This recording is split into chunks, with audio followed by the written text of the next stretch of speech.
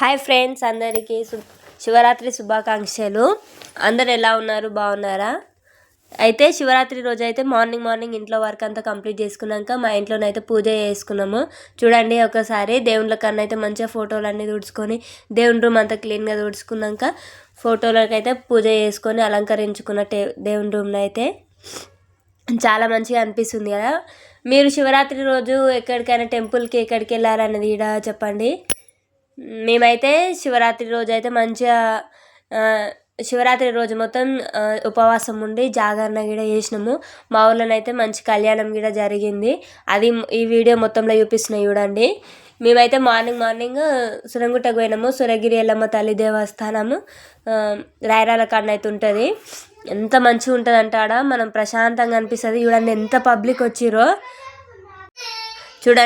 Public వచ్చిరో, అమ్మవారి గుడి కాడికైతే చూడండి ఎంత పబ్లిక్ ఉన్నారైతే. అసలు ఆ శివరాత్రి రోజు అయితే అసలు దర్శనానికి కూడా మనం దేవుని చూడడానికి మంచిగా మొక్కుకోనికి కూడా అసలు పబ్లిక్ అయితే కొంచెం కూడా ప్లేస్ ఇస్తలేరు. చిన్నపిల్లలు ఉన్నారా, పెద్దోళ్ళు ఉన్నారా, అస్సలు చూసలేరు.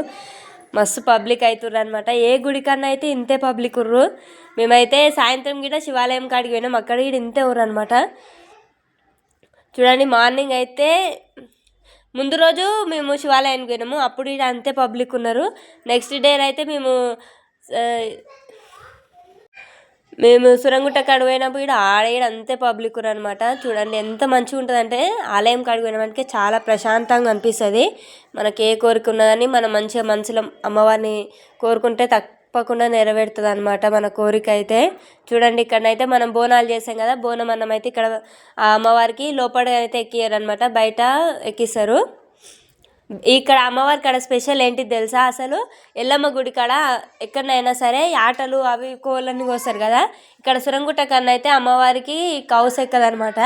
ఓన్లీ మనము వెజిటేబుల్స్ మాత్రమే, బెల్లన్నం మాత్రమే ఎక్కుతుంది. మళ్ళీ బూరెలు ఉంటాయి కదా, బూరెలతోని అమ్మవారికి బోనం చేసినాము. దాని చుట్టూ బూరెలతోనే పూలదండలాకనైతే కడతారు. ఇక్కడ సత్యనారాయణ కథ కూడా జరుగుతుందన్నమాట. చూడండి, ప్రతిరోజు అయితే సత్యనారాయణ కథనైతే జరిపించుకుంటారు ఇక్కడనైతే ప్రతి మంగళవారం అయితే సత్యనారాయణ స్వామి కథ ఈడ ఎంచుకుంటారు అనమాట. ఇక్కడ మంగళవారం నాడైతే అసలు ప్లేస్ ఈడ ఉండదు,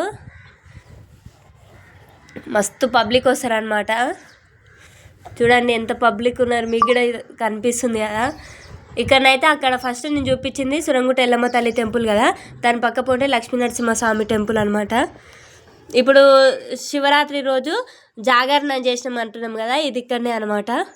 మేము జాగరణ చేసింది. ఎంత పబ్లిక్, శివపార్వతుల కళ్యాణం అయితే ఇక్కడ జరుగుతుంది.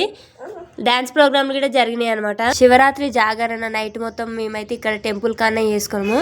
శివరాత్రి కళ్యాణం అయిపోయాక ఇక్కడ డ్యాన్స్ ప్రోగ్రామ్ కూడా మంచిగా అనిపించినాయి అనమాట. నైట్ మొత్తం మంచిగా దేవుని కృపకు అయితే మంచిగా పార్టిసిపేట్ చేసినాము. థ్యాంక్స్ అండి వీడియో చూసినందుకు.